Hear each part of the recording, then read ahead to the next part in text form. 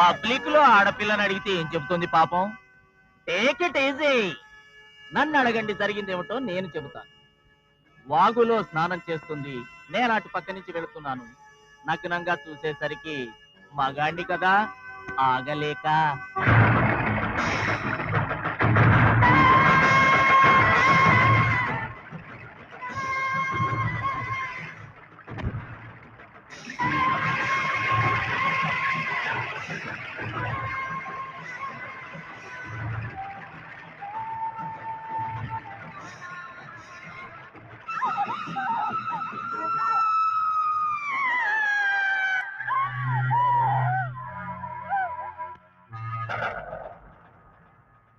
చేసుకుందామంటే మాది మీది ఒక్కులం కాదు.